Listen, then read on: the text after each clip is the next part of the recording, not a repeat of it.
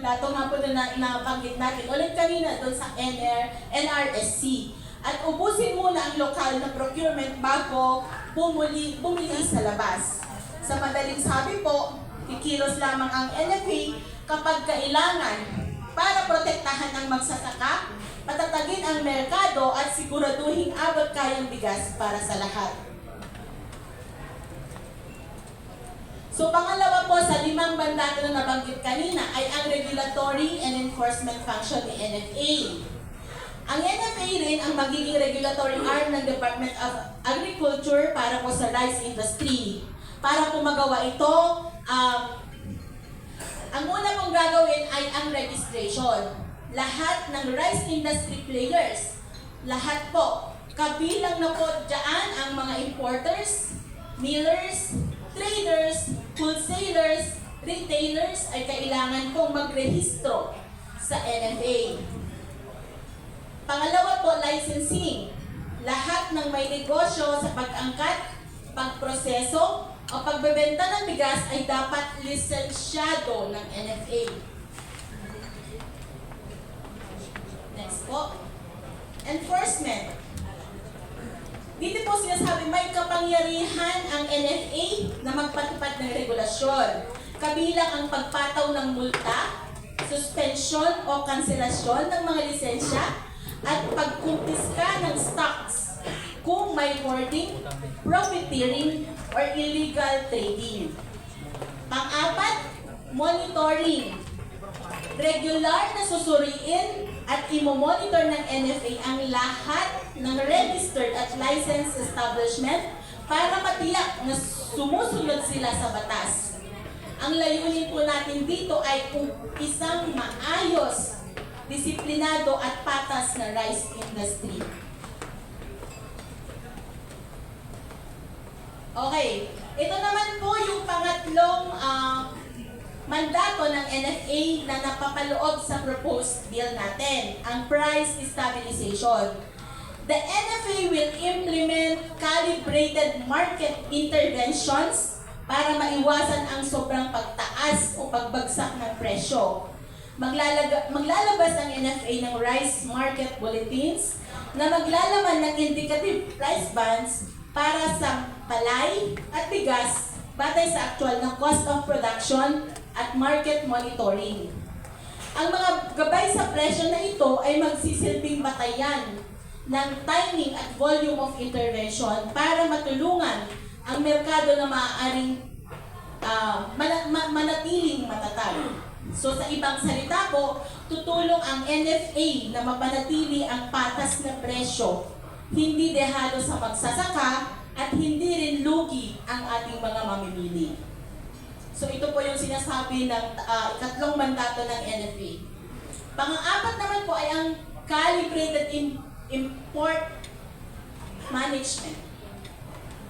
So dito sinasabi natin na ang rice importation ng gobyerno ay gagawin lamang kapag pinahihintulutan ng National Rice Security Council. Ang mga import na ito ay una, integration with buffer stocking o magiging bahagi siya ng ating buffer stock. Pangalawa, dadaan sa transparent at competitive na process. Pangatlo, bibigyan ng prioridad ang government-to-government deals para maiwasan ang sobrang pag-asa sa iilang supplier countries. So sa ibang salita po, importation will be strategic, transparent, and responsible at uunahin lagi ang lokal bago ang banyaga.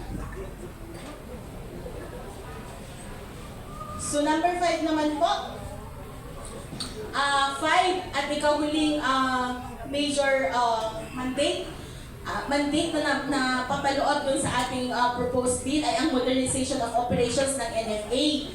Para tunay na maibangon at mapatatag muli ang NFA, ang proposed bill ay nagtatakda ng patuloy na modernization program para maging mas episyente, mas maaasahan, at mas makabago ang ating ahensya. Sa cloud nito ang modernisasyon ng mga bodega at storage facilities, milling at drying equipment, logistics at transport systems, pati na rin ang digital platforms para sa monitoring, procurement, distribution, at regulatory enforcement.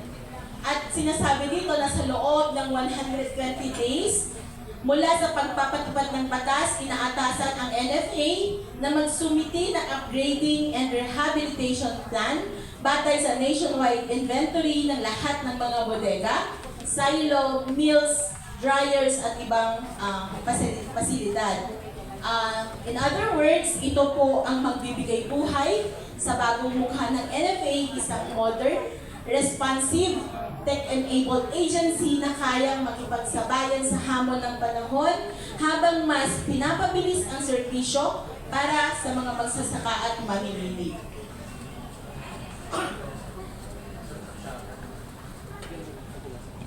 Okay, so under pa rin po siya ng, under naman po ng Section 12, Food Safety Regulation for Rice. Under this section, the NFA will become the sole food safety regulatory agency for rice. Ibig sabihin, ang mga tungkulin sa food safety na dating nasa Bureau of Plant Industry ay ililipat na sa NFA. Layunin ito ang magkaroon ng isang malinaw na ahensya na may pananagutan mula sa pagbili, imbakan, hanggang sa kaligtasan ng bigas ng ating kinakain. Next po. So, under naman po ng Section 13 of this chapter, Rice Distribution Scheme for Government Offices. Sinasabi po dito sa Section 13 na ang NFA rin po ang magiging primary supplier ng bigas para sa mga ahensya ng gobyerno na nagbibigay ng rice allowance o benefit sa kanilang mga empleyado. Kung kukuha sila ng bigas, dapat muna sa NFA. Maliban na lang kung may waiver. So, ibig sabihin, hindi po sila masusuplayan ng NFA, bibigyan po sila ng waiver para makabili po sa iba. Layunin ito na mapalakas ang demand sa lokal na bigas at masigurong transparent at maayos ang rice supply arrangement sa pagitan ng NFA at mga ahensya ng pamahalaan.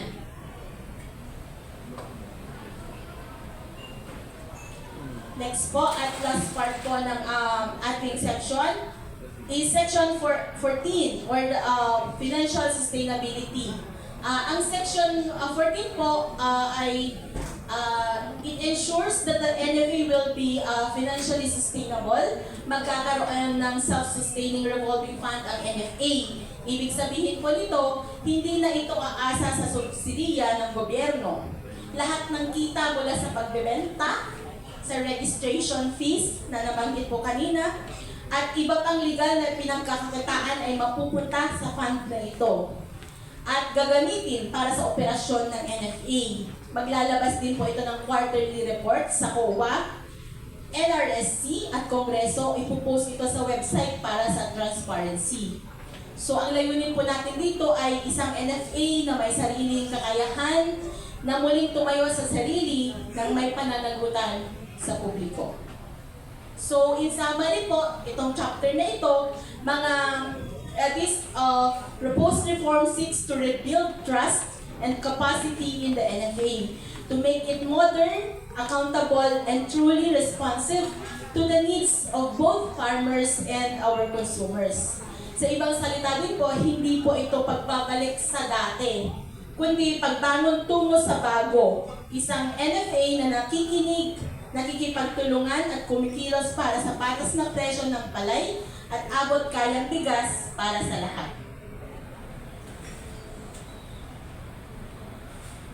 Ayun po. So yun po yung ating chapter pertaining to the NFA. So I will turn over the mic again to Yusek Asis. Thank you, Ms. Diana. Yusek Asis.